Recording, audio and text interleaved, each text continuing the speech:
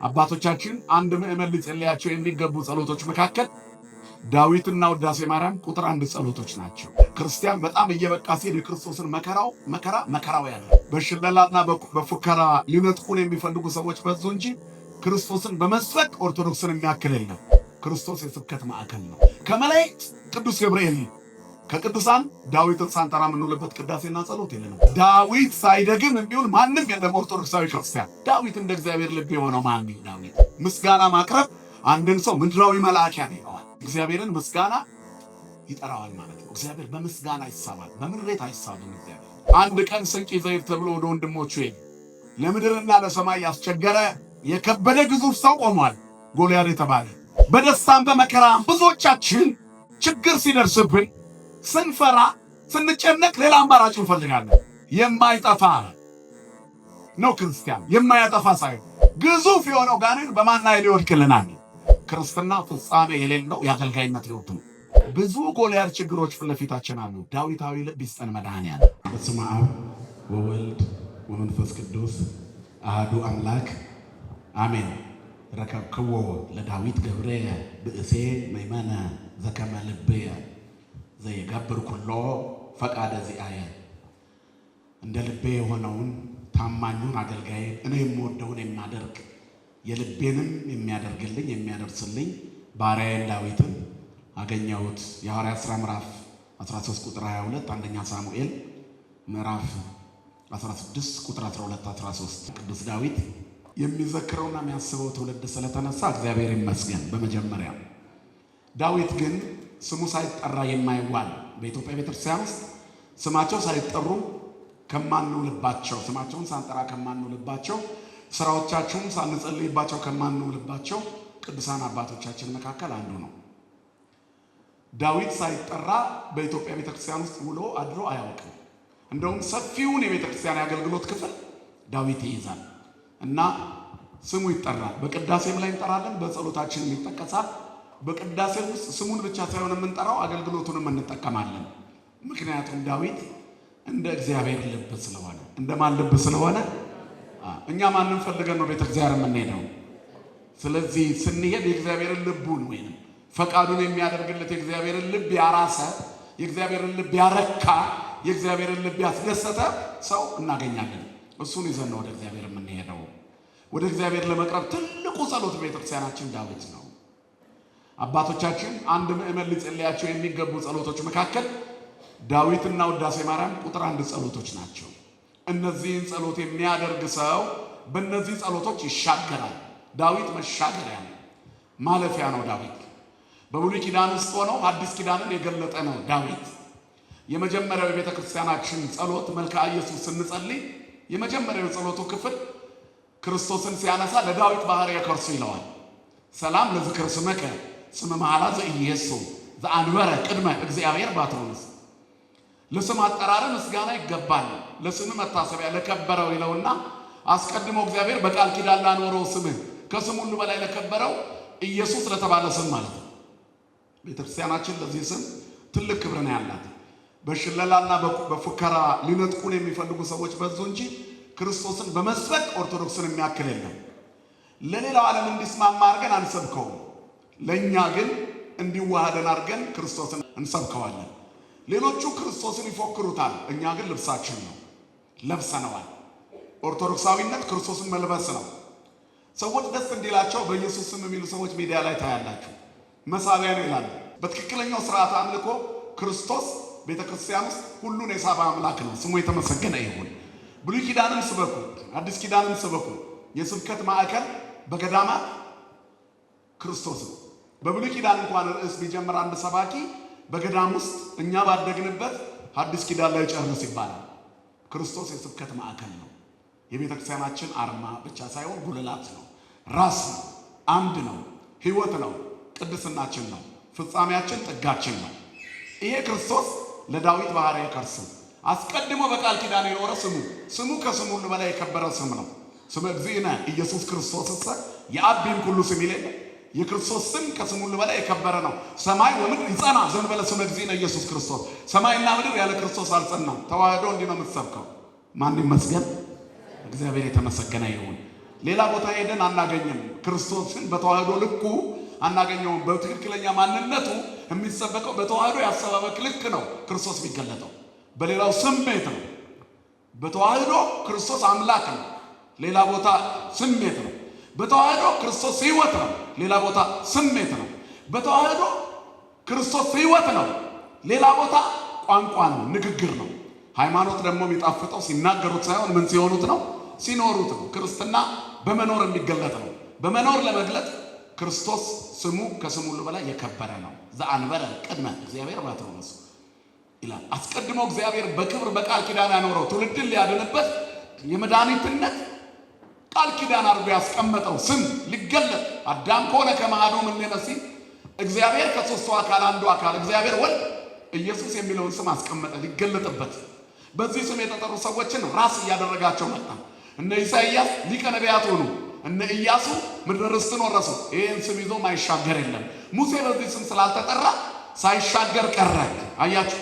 ስለዚህ ተሻግሮ ለመኖር ክርስቶስ የሚለው ስም ያስፈልጋል። መሻገሪያ ስማችን ነው። ሀዳፌ ነፍስ ትብለዋለች አይደል? ለጻድቃን ነው ወለቅዱሳን ነው። ክርስቶስ ሀዳፌ ነፍስ ነው። ነፍሳትን የሚያሻግር የጻድቃን መመኪያቸው፣ የቅዱሳን መመኪያቸው፣ መሪያቸው፣ በቅዱሳን ላይ ለዘላለም አብርቶ የሚኖር ብርሃን ስም ነው ያለው። ይህን ስም ነው ለስም አጠራር ምስጋና ይገባል። አስቀድሞ በቃል ኪዳን ዓለም እንዲድንለት ለተቀመጠ ስምህ አለው። ይሄ ስም ሰማይና ምድር የጸናበት ስም ነው፣ ያለዚህ ስም አልጸናም ይላል የቤተክርስቲያናችን መጽሐፍ። ንሕነሰ ኦርቶዶክሳውያን ንትሜካ በዝንቱ ስም፣ በዚህ ስም እኛ ኦርቶዶክሳውያን እንመካለን ይላል። አሁን ከተወሰኑ ሳምንታት በኋላ የምናነበው ሕማማተ መስቀል ወይንም ግብረ ሕማማት ዘሰኑይ ስለ ክርስቶስ ስም አጉልቶ ይነግረናል። ስድስቱ ማይ መሳብቅ ኢኮነ ወይነ ዘእንበለ ስመ እግዚእነ ኢየሱስ ክርስቶስ፣ የስድስቱ የድንጋይ ጋኖች ውሃ ያለ ስሙ ወይን አልሆነም። ሕይወት የሚያጣፍጥ ስም ነው ክርስቶስ የሚለው ስም። በእኛ ቤት ታሪክ የቀየረ ስም ነው። ከሞት ወደ ሕይወት፣ ከርኩሰት ወደ ቅድስና የተሻገርንበት ስም ነው። ከሲኦል ወደ ገነት የተጋዝንበት ስም ነው።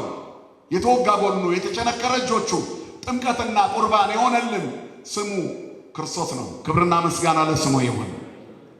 ኢየሱስ ክርስቶስ ለዳዊት ባህሪ የከርሱ ክርስቶስ ኢየሱስ ሆይ ለዳዊት የባህሪ ገንዘቡ ነህ፣ ሀብቱ ነህ፣ ንብረቱ ነህ፣ የስብከቱ የዝማሬ ሕይወት ሞገስ ነህ ነው።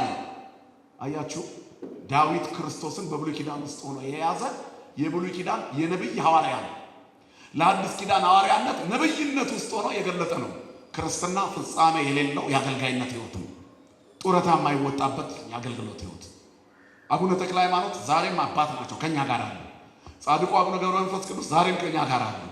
ምክንያቱም ተሻግረው አባት ናቸው፣ ያማልዳሉ፣ ጸበላቸው ይፈውሳል። ምድር ላይ ለሚያበቃ አልተጠራንም። የአንገታችን ማይተብ እዛ ስንደርስ ልዩ ከወርቅና ከዕንቁ የበለጠ አርማ ነው። ሰይጣንን የሚያቃጥል ወደ ሲኦል የማይገፋ ወደ ገነት የሚስብ ልዩ ማይተብ ነው። አያችሁ። ስለዚህ ሩቅ ሆነን መኖር እንችላለን ማለት ነው። ዛሬም ተክለ ሃይማኖት ጻድቁ ሐዲስ ሐዋርያ ናቸው። ገብረ መንፈስ ቅዱስ ዛሬም አዛዜ መባርክት ናቸው። ገነት መንግሥተ ሰማያት የምንወርስባቸው ክርስቶስን የምናይባቸው ተዘከሩ መኳንንትክሙ ብሎ ቅዱስ ጳውሎስ ከነገረን ታላላቅ ቅዱሳን አንዱ ናቸው። ዳዊት ዛሬም ሐዋርያ ነው። አያችሁ። የብሉይ ኪዳኑ ነቢይ ለአዲስ ኪዳን ሐዋርያ ሆኗል። ስለዚህ ለዳዊት ባህሪ ከርሱ አለ። እዚህ ጋር ብቻ ላቁምና ስለ ዳዊት ትንሽ እንበል። ክርስቶስ ለዳዊት ምኑ ሆነ? የባህሪ ገንዘቡ፣ ክብሩ፣ የዝማሬውና የሁሉ ነገር ሀብቱ እንዴት ሆነለት ለዳዊት? ክርስቶስ ሀብተ ዳዊት እንዴት ሆነ? ለሃይማኖቱ ጽናት፣ ለተሰጠው ሀብተ ዝማሬ፣ ለተዋበው ሀብተ ጣዕመ ዝማሬ፣ ላሸነፈበት ሀብተ መዊ ድል የማድረግ ኃይል ክርስቶስ ክብር ሆኖታል። ቤት በኩል ለዳዊት ባህሪ ከርሱ። ስለ ክርስቶስ ዳዊት ብዙ ነገር ተናግሯል። ስለ መወለዱ ነገሥተ ተርሴስ ወደ ሰያተ አምሃ ያበውኡ ብሏል። የጢሮስ ልጆች እጅ መንሻ ይዘው መጥተው ይሰግዱልሃል ብሎ የተናገረው ዳዊት ነው። እጅ መንሻ ከሩቅ ምስራቅ መጥተው እንደሚሰግዱለት በግርግም ለተኛው ለሕፃኑ ክርስቶስ አምልኮ እንደሚያደርጉለት የመሰከረ ዳዊት ነው። ስለዚህ ዳዊት ይህንን ዘምሯል። እኛ በጎል ሰከበ ብለን የምንዘምረውን የልደት ዕለት የአዲስ ኪዳን ምዕመናን ዕለቱን ቆመን የምንዘምረው መዝሙር እሱ እዛ ሆኖ ዘምሮለታል። ክርስቶስን ቀድሞ አይቷል። አያችሁ። ክብርና ምስጋና ለአምላካችን ይሁን። የክርስቶስን ጌትነት ተናግሯል። ጌታ ጌታዬን በቀኝ ተቀመጥ አለው። ጠላቶችን እስከ እግር መርገጫ በታች እስከማደርግልህ ድረስ ይቤሎ እግዚእ ለእግዚእ ብሎ የተናገረው የክርስቶስን ጌትነት የመሰከረው ክርስቶስ ፈሪሳውያንን ጸጥ ያሰኘበት ጌታ ጌታዬን ስለ ክርስቶስ ምን ትላላችሁ የዳዊት ልጁ ከሆነ ታዲያ እንዴት ጌታ ያለው ብሎ አፋቸውን የከደነበት የሥጋዌ ድንቅ ምስጢር የአምላክነቱን መግለጫ የመሰከረ ነው። ለዳዊት ባህሪ የከርሱ ስለ ጥምቀቱ ባህርኒ ርእየት ወጎየት ወዮርዳኖስኒ ገባ ድሬው አለ። ዳዊት ማለት ይሄ ነው። ስንደግመው አዲስ ኪዳን እንደማንበብ ነው። አያችሁ የተፈጸመውን ዛሬ ተፈጸመ ብሎ ኢሳይያስን አንብቦ እንደነገረን ክርስቶስ እኛም ዛሬ ሆነ የዳዊት መዝሙር የምንልበት ነው። በትንቢት ውስጥ ደረቅ አዲስ ማን ይባላል? ኢሳይያስ ይባላል። የክርስቶስን ስም ስለያዘ ቅድም ብያችኋለሁ። ዳዊት ደግሞ የክርስቶስ የልቡ ስለሆነ ለዳዊት ባህሪ የከርሱ ነው። ክርስቶስ እንደ ልቤ ረከብክዎ ለዳዊት ገብርየ ብእሴ መመነ ዘከመ ልበየ እንደ ልቤ የሆነ ወይ ገብር ኩሎ ፈቃዴን ሁሉ የሚፈጽም የልቤንም የሚያደርግ ልቤን የሚያርስ የልቤን የሚያደርስ ዳዊትን አገኘሁት አለ። የእግዚአብሔርን ልብ ለማድረስ የዳዊት አምላክ ይርዳን ሁላችንን። ከዚህ በኋላ ስለ ጥምቀቱ ባህር አየች፣ ሸሸች፣ ዮርዳኖስ ወደ ኋላው ተመለሰ፣ አድባራን ፈራሱ ከማራጊጥ እያለ ታላላቁን ታምራት ነግሮናል። ዋናውን ልንገራችሁ ብዬ ነው። ስለ ስቅለቱ ወወደዩ ሐሞተ ውስተ መብልዕ ብሎ መከራውን በትክክል የተረከልን እሱ ነው። አያችሁ ትንቢታዊ መዝሙር ነው የዳዊት መዝሙር። ሌላው ደግሞ ቀነሁኒ እደዌ ወእገሬ ወሆለቁ ኩሉ አጽንቴ እጆቼን እግሮቼን ቸነከሩኝ ብሎ ዳዊት አልተቸነከረም። አያችሁ የችንካሩን ምልክት በራሱ ላይ አድርጎ የተናገረ ለዳዊት ባህሪ የከርሱ ክርስቲያን በጣም እየበቃ ሲሄድ የክርስቶስን መከራው ያደርጋል። በመጀመሪያ ክርስቲያን ሲጠራ ፈተና ሲበዛበት የዛን ሰው ፈተናው ክርስቶስ ፈተናው ይሆናል። ቅዱስ ጳውሎስን በደማስቆ መንገድ ሲጠራ የምእመናን የምታሳድዳቸው መከራቸው መከራዬ ነው፣ ስደታቸው ስደቴ ነው ብሎ ነው አይደል? ለምን ታሳድደኛለህ የሚለው ቃል ይሄን ይገልጸዋል። ኋላ ደግሞ ክርስቶስን እየቀመስ ነው ስንመጣ በክርስትና በመንፈሳዊ አገልግሎት በተጋድሎ ጽናት እየበቃን ስንመጣ የክርስቶስን መከራውን እንቀምሰዋለን። ታይሙሩ ከመሄድ እግዚአብሔርን ቀምሳችሁ እዩት ቸርነቱን የምንለው ፋሲካው ደስታው ብቻ አይደለም፣ ስቅለቱንም እንቀምሰዋለን። በአቅማችን እንሰግዳለን፣ ላባችን ጠፍ እስከሚል ሙሉ ቀን እንውላለን። ያችን ዝለት እናይና ግርፋቱ ምን ያህል ከባድ እንደሆነ ይገባናል። ታይሙሩ ታውቁ ዘንድ ቅመሱ። እግዚአብሔር የምናጣጥምበትን መንፈሳዊ ሕይወት ያደለን። ስለዚህ ዳዊት ይህንን አስቀድሞ ያጣጣመ ሰው ነው። እግዚአብሔርን በመኖር ያሳየ ሰው ነው። ቀድሞ የኖረው ነው። ሐዲስ ኪዳንን በብሉይ ኪዳን ውስጥ ሆኖ የተናገረ ነው። ስለ ስቅለቱ ስለ ትንሣኤው ወተንሥአ እግዚአብሔር ከመ ዘንቃም ነው። እግዚአብሔር እንደሚነቃ ከእንቅልፍ ነቃ ብሎ የነገረን ዳዊት ነው። ከእንቅልፍ እንደሚነቃ የተናገረው ዳዊት ነው። እግዚአብሔር ተነሳ ብሎ ትንሣኤው ወተንሥአ ብሎ እግዚአብሔር ያለ ዳዊት የክርስቶስን እግዚአብሔርነት አሁን ገና ዓለም እየተጠራጠረ ነው። ዳዊት ብሉይ ኪዳን ውስጥ ሆኖ እግዚአብሔር ብሎታል። ስለ ትንሣኤው ሲናገር ወተንሥአ እግዚአብሔር ከመ ዘንቃም ነው። ስለ እርገቱስ አርገ ብሎ እግዚአብሔር ብሏል። በይባቤ ወእግዚእነ በቃለ ቀን እግዚአብሔር በመለከት ድምፅ አረገ። ክርስቶስ ማን ነው? እግዚአብሔር ነው። የተወለደው ማን ነው? እግዚአብሔር ነው። የተጸነሰው ማን ነው? በድንግል ማኅፀን። የተወለደው ማን ነው? በግርግም የተኛው ማን ነው? በ30 ዘመኑ በዮርዳኖስ የተጠመቀው ማን ነው? 40 ቀን በዲያብሎስ የተፈተነው ማን ነው? የተሰቀለው ማን ነው? የሞተው ማን ነው? የተነሳው ማን ነው? ያረገውስ ማን ነው?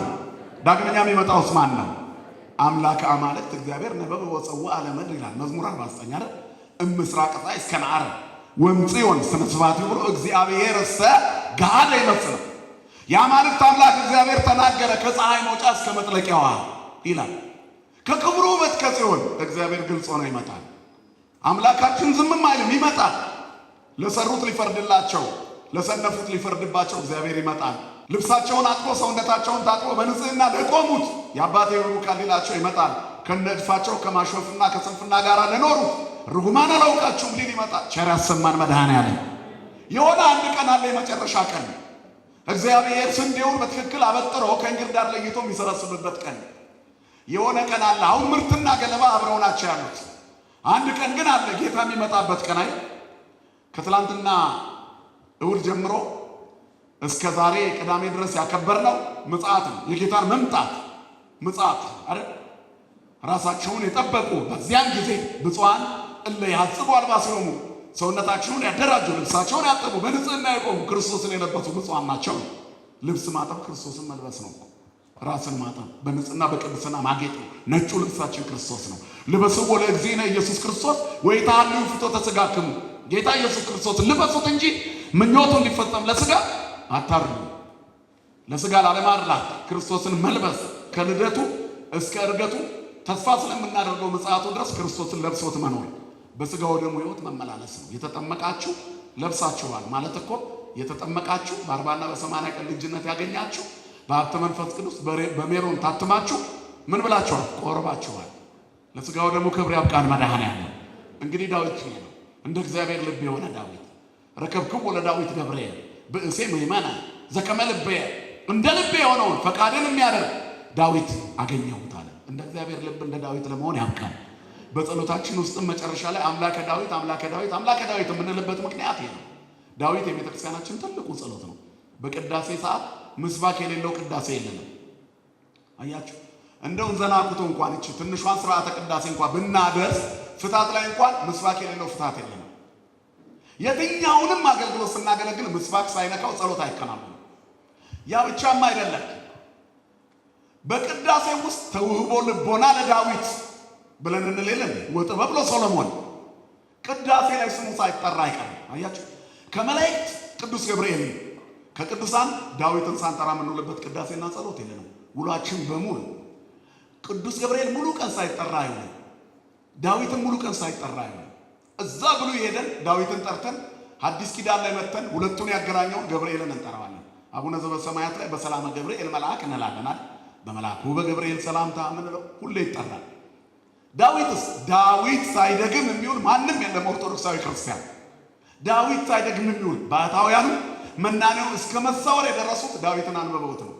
ዳዊት ደግሞ በነገራችን ላይ መድገም ማለት የራሴ አይደለም ማለት ነው እንጂ ሌላ ስም እንዳሰጡት ድጋም ማለት ዳዊት ከኔ ደገመ ማለት ከዚህ በፊት የተነበበውን እሱ ደገመው ማለት ነው። ግልጽ ነው አይደል?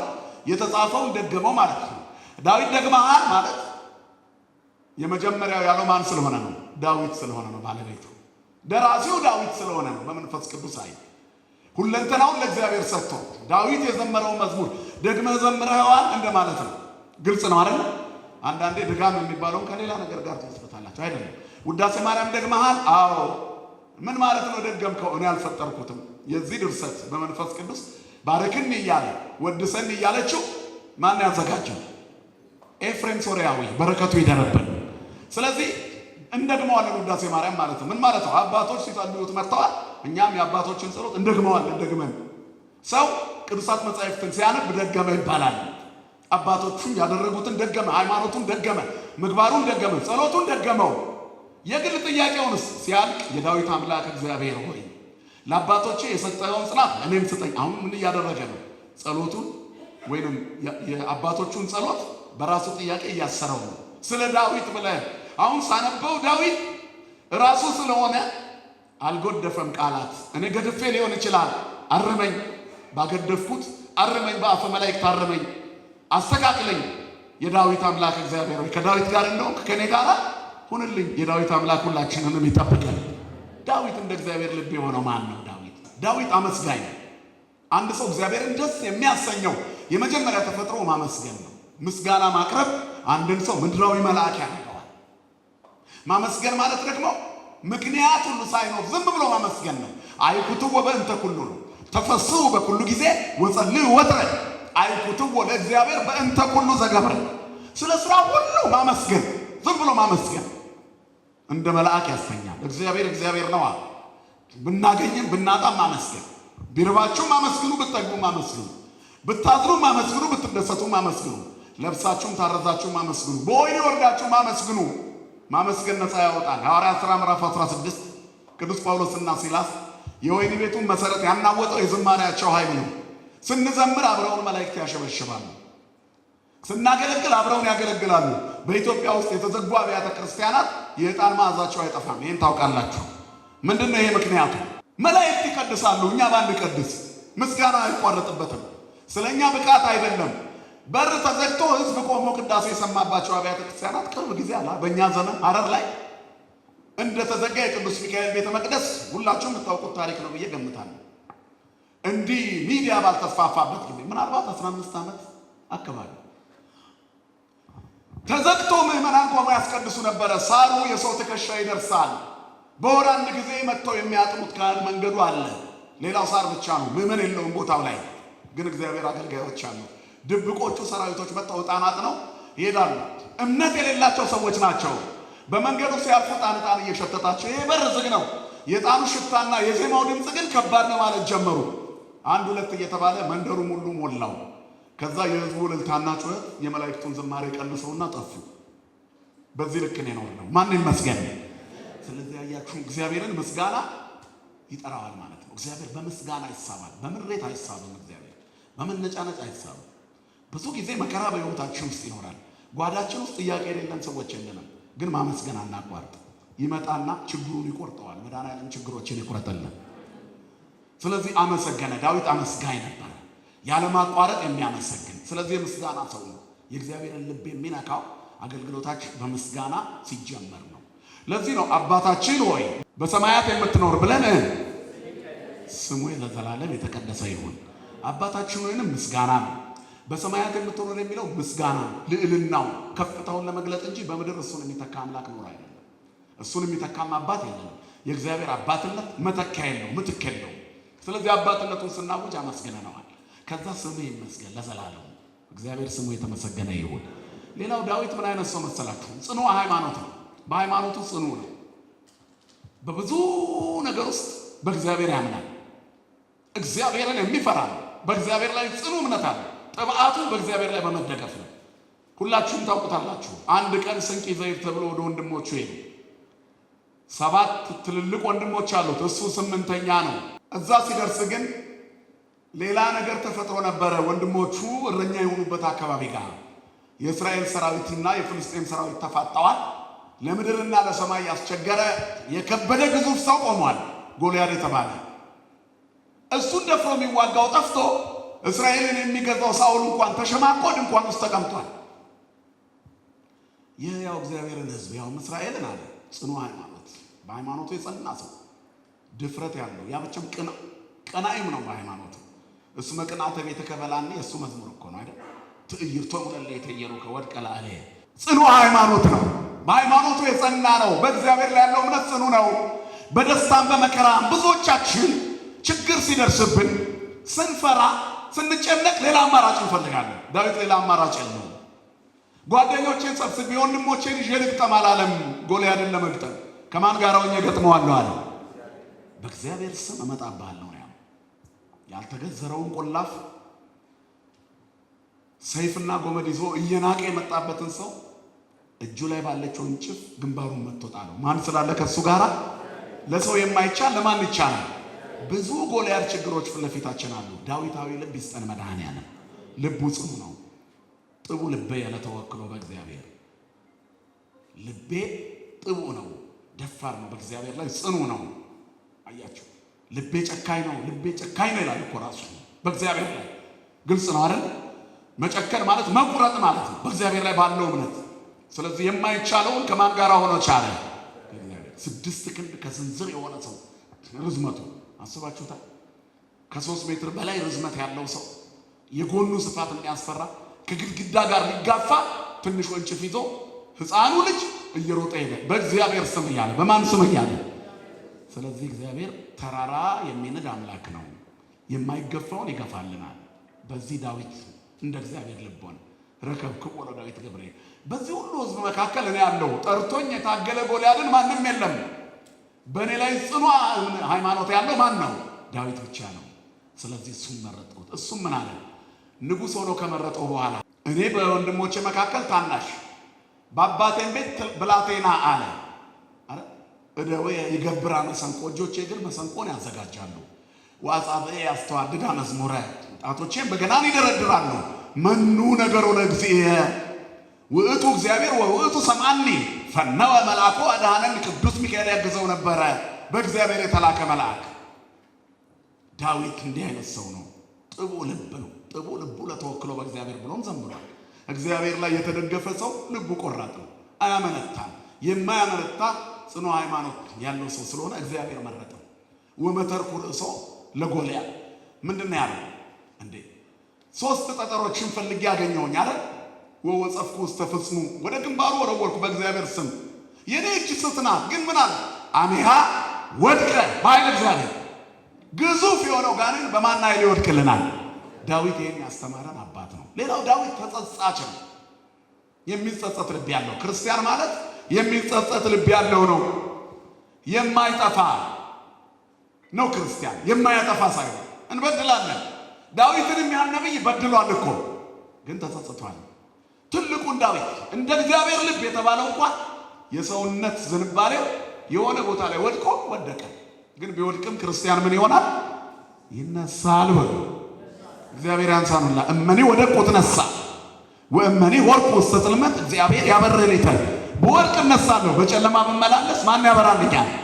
እግዚአብሔር ጨለማውን ያበራልን መድኃኔዓለም። የዳዊት በረከት ከሁላችን ጋር ይሁን።